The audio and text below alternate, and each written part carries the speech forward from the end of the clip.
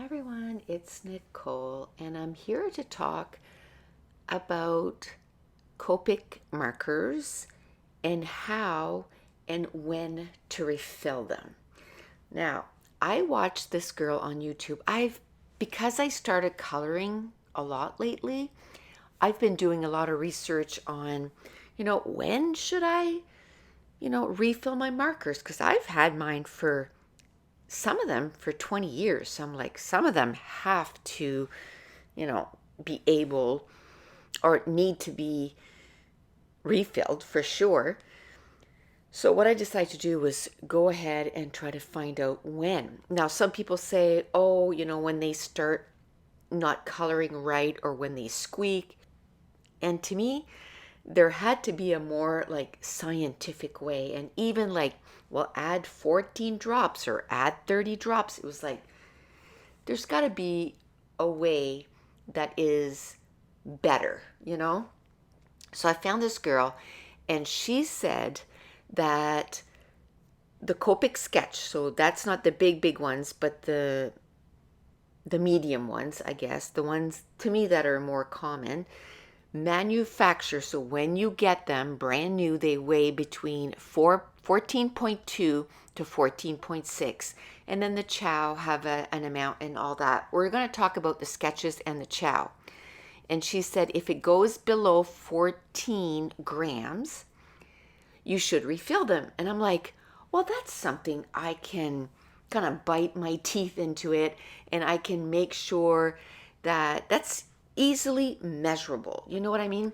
So I took one of my journaling books, the one with the dot grid, and I took the time and I wrote down the marker number, the weight, whether I had ordered them, received, and then I did a spot for refill, and I'm going to write down the date that I refill the marker.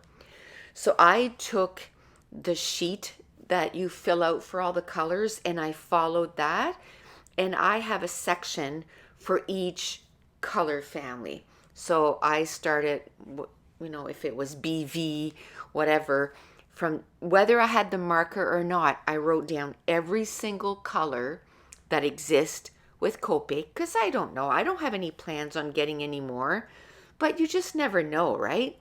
So I just wrote down everything. I have to tell you, I have 226 markers. So this took me a few hours. Now I'm just showing you the sketch. It weighs 13.70. So that means that that marker needs to be refilled. It should weigh 14 grams, and the chow should weigh 10.6 grams. And it was perfect because I have a little scale that I use for soap making. So it's not as if I had to go out and get, a little scale. So this scale measures like 0.00, but you only need one that measures one number. So like 14.2, you know what I mean? But mine measures two numbers, which is fine. So I took a couple of days and I weighed all my markers, every single one of them, and I wrote it in pencil just so I can update it when I need to. Now, it is time to start adding the refill into the markers. So you're going to turn on your scale. Now, you want the complete weight of the marker. So when you take off the cap and you take off the bigger nib with the tweezers that you can purchase from Copic, you're going to put them both on the scale because that is part of the weight of the marker. And you're going to start adding drops into your marker. And once in a while, you're going to test the weight until you reach the weight of 14 grams for a sketch and 10.6 grams for chows. Now, there's quite a few places where I saw on the internet and they gave you, like add, because there's 12 mils in the bottle, so add an entire mil or half a mil, or 14 drops and 30 drops, it doesn't work, because I must have added probably 40 or 50 drops before it was, to the right weight. So I really like the scientific way, if you will. I know if I fill it up to 14 grams, then my marker's going to do well. Now, I have to say, this girl was saying that you don't need to pull like the other cap off, because the center is made, to kind of distribute the ink and all that. But it felt like sometimes it was airlocked. So when I would put the drops in, like it wasn't going in. And if I took not all the time, but if it did happen that I see that it wasn't going in, I would just take the bottom cap off and loop, the ink would just be sucked in. So I just love that. So what I did, once I, weighed all my markers, then I just looked at the ones that were, if you will, lacking the most. And I went on scrapbookpal.com, and they have the refills.